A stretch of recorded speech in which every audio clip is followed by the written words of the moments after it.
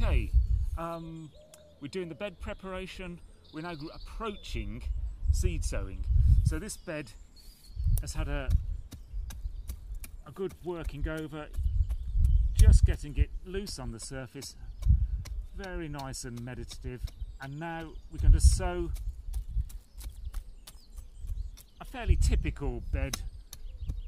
Could be carrots, could be something like rocket, and a very standard spacing for that is around about 30 centimetres, so a foot apart.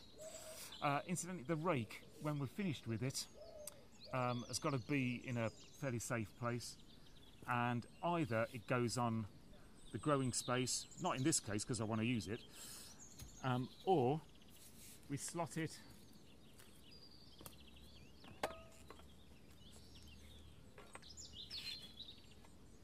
like that, out of the way.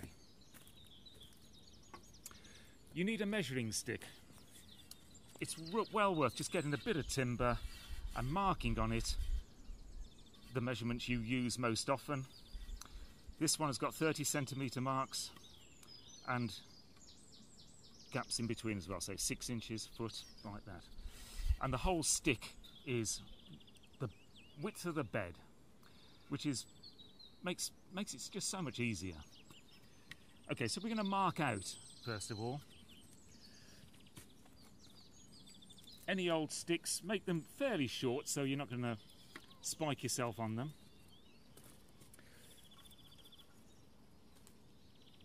And there we are, the measuring stick fits straight across. That's the central point, but we don't need that because we're doing 4 rows, and to fit 4 rows on a bed which is, well, 1.25 metres, 4 feet wide, you come in 15 centimetres, then 30, 30, 30. And if your bed is done perfectly, as indeed this one has been, the end one should of course be 6 inches, 15 centimetres in from that end. So that's the starting point. The same at the other end of the bed, so I'll just move down there.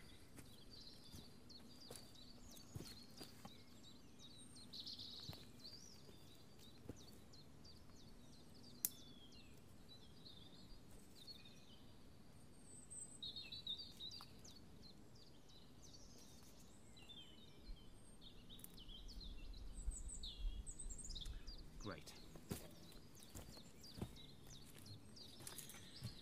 So those little marker sticks, they stay in there permanently. They're going to tell you exactly where the row is until the plants actually germinate. What we need now is our string line.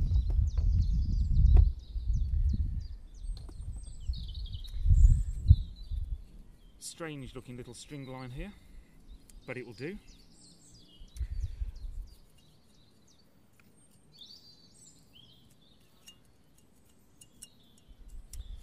Well prepared string line here. Right, the proper way of using a string line is to put it in on one side, on the bed side of the stick, and then run it round the stick itself. So that can go in like that. That way you know that the string is going to be right in contact with the stick, and it's the most accurate.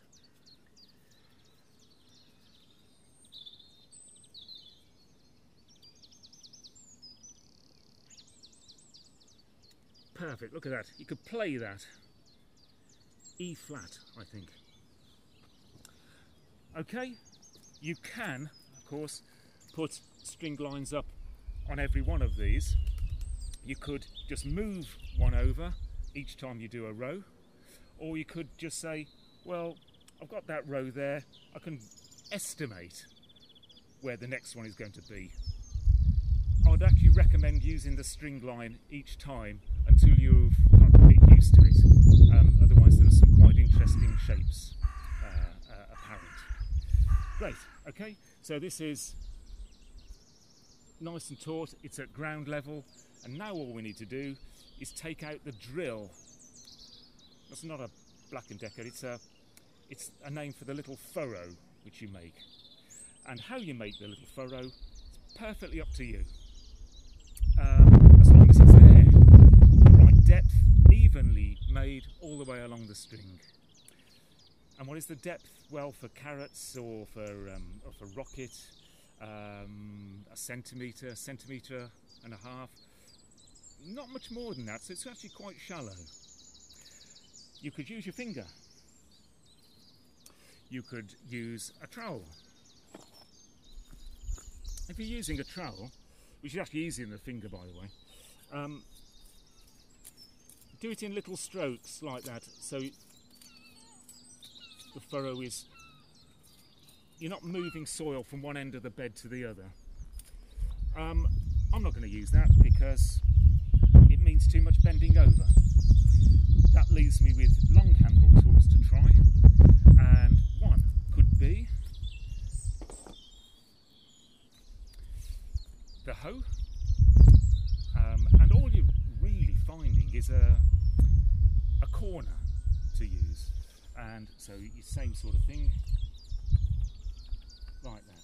Well, this is very sticky soil still. My favourite of the lot is not a hoe, trowel or the finger, it's the rake again. You could use the corner of the rake, just like we did the hoe, hook it under the string and do it like that. Still not at the optimum. This is it. This is the deluxe version. I'm going to move around to the side of the bed and I work from the side, and it's that.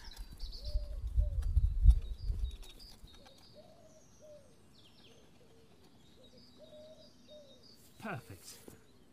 Dead easy. You've moved the soil out either side of the row and it's ready for sowing.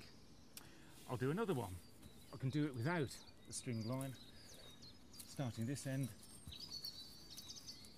guessing where it's going to go makes it so much more exciting.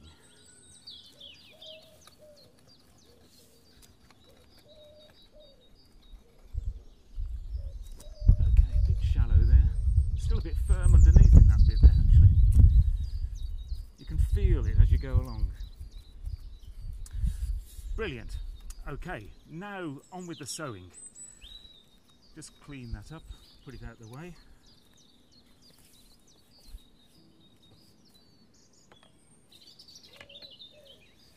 We don't need the string line anymore, that's it.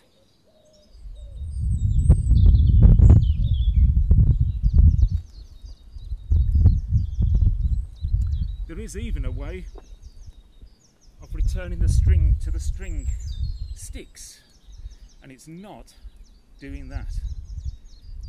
See, this is a bonus feature. Make the most of it. It's this.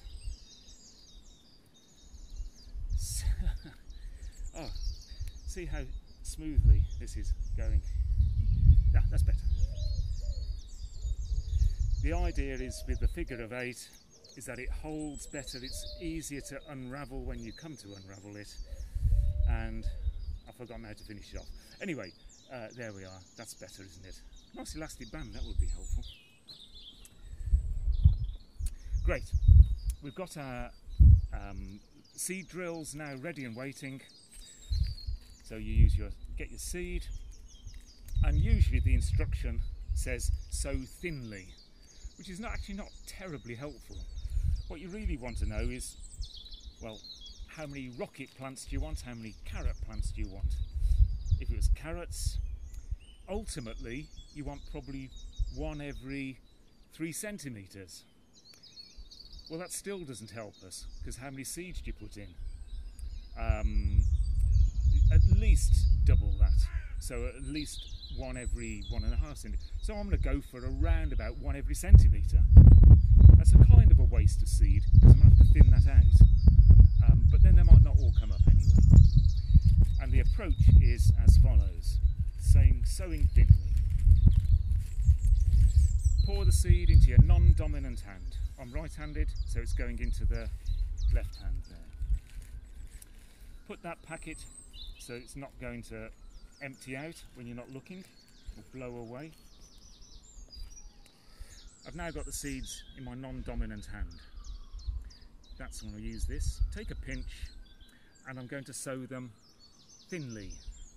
And that means getting your fingers right down in the drill and rubbing your thumb and forefinger. If you think this is unnecessary, getting that low, you try sowing parsnips when it's windy. They're all over the place.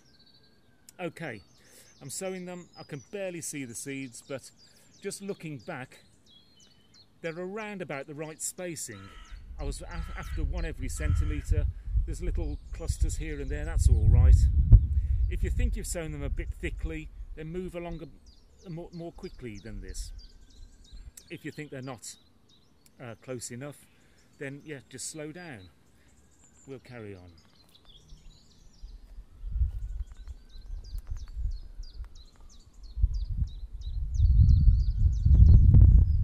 Lovely.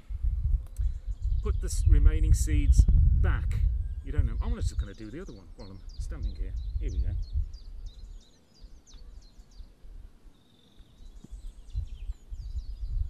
Very quick.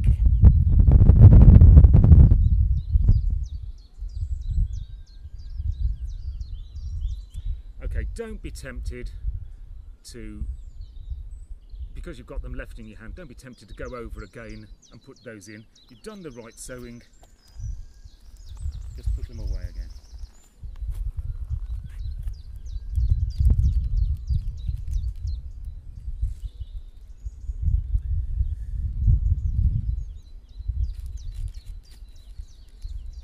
Great. Now what we have to do is cover it over.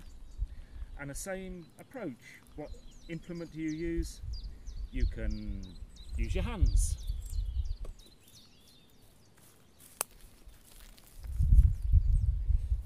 Again, you're bending over a bit to do that. That's a raspberry cane. So I want to try and stay upright.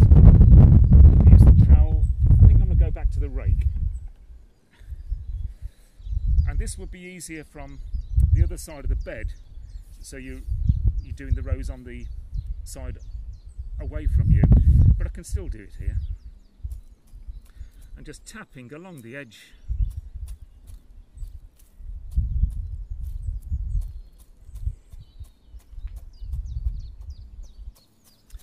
And the good thing about using the rake is because straight away afterwards I can use it for firming.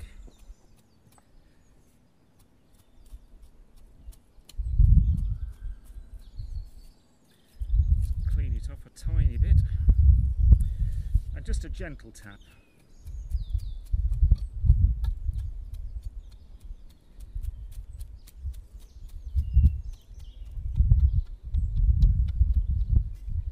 So now the soil and the seed are in good contact, and then we just go on for the watering. Watering is much the same as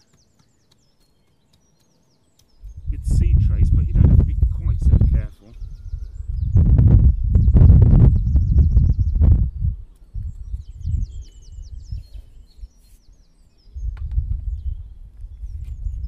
Just get the can.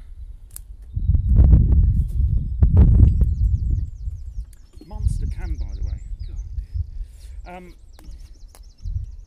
Stick the rows facing upwards, not down. Doesn't matter too much, but yeah. It's got to be really soaked. Some people like to water the bottom of the seed drill before they sow the seeds. That way you make sure that the seed will always be in contact with moist soil. I don't do that because it makes the soil a bit sticky when I'm trying to cover them over again. But if you give them a good soak now, don't hang around. It should not puddle. If it puddles on the surface, then you've ruined it, really. Yeah.